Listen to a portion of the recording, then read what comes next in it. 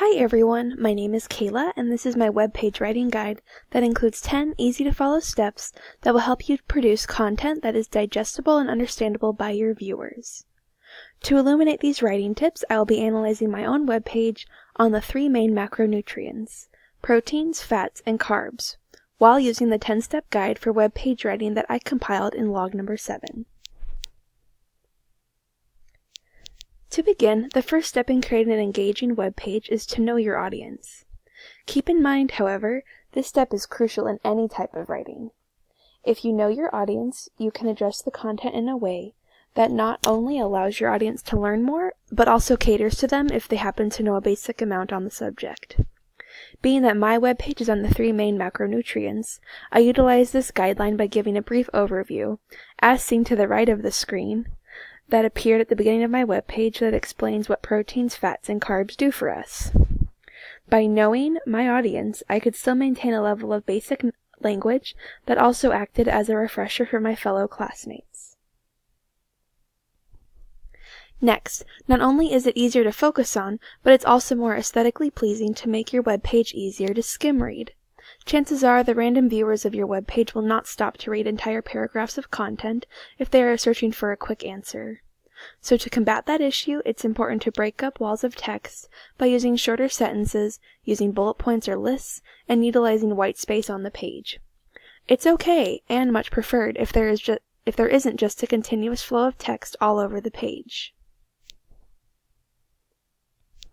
Avoiding technical terms will help you to more effectively connect with your audience.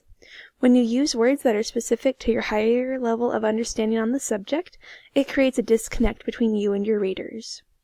Using language that is easily understandable while still maintaining a level of educated awareness is key in creating a web page that not only engages your readers, but also connects with them and helps them learn. For example, say the last sentence of the protein section. I totally simplified the process of understanding calories to one sentence that captures exactly what the process does in our bodies. Now, visualize an upside-down triangle, and in that triangle are words. Naturally, when this triangle is upside down, the most words will appear at the top of the shape. The same concept should be applied to your web page writing, when appropriate. Start off certain sections with the most beneficial information for your readers. As seen in my example of good sources of protein, I immediately start that section with examples of proteins. That way my reader can hypothetically add them to their grocery list with little brain power required. Remember, your audience isn't here to read an essay. Being aesthetically pleasing is so important to the success of your web page. I think we've all seen poorly assembled web pages before. And I know for myself when I see that, I immediately discredit the writer to some degree, as well as pass judgment on their level of knowledge, or lack thereof.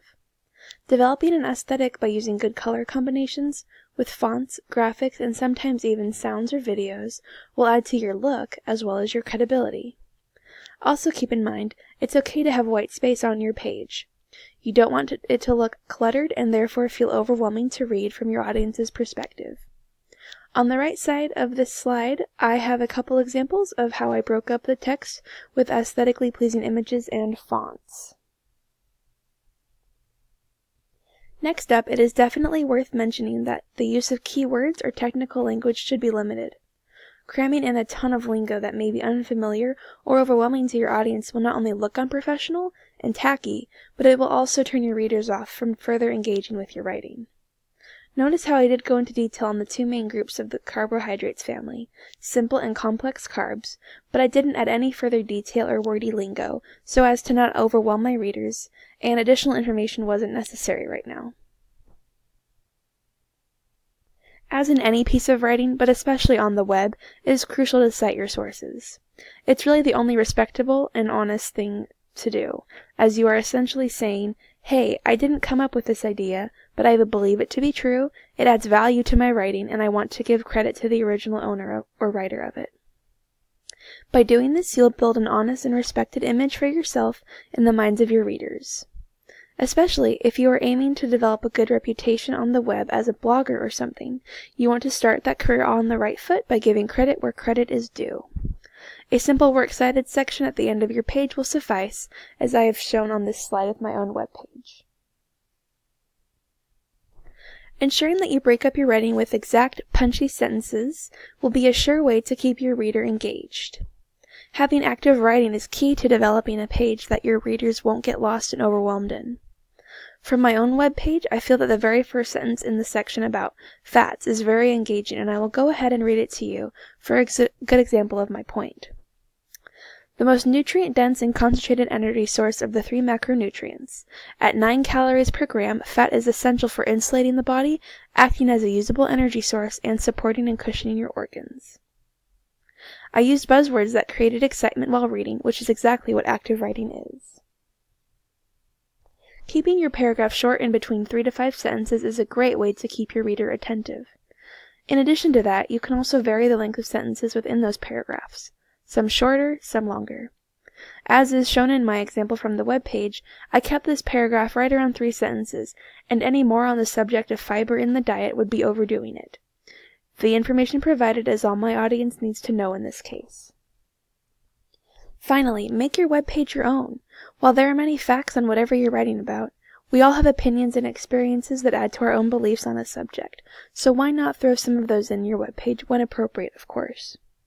Doing so creates a connection between you and your audience, and they will likely return to your blog, site, or other platform for more writing from you because they remember that you were real with them. The bottom line with this point is to humanize your writing in order to give your readers someone to relate to. In conclusion, it is my hope that the professionalism, overall aesthetic, and attitude were clearly conveyed through the 10 tips for webpage writing that I compiled. Not only should your webpage be unique to you, but it should be pleasing to the eye and a joy for your audience to absorb. Thank you for joining me. Have a great day.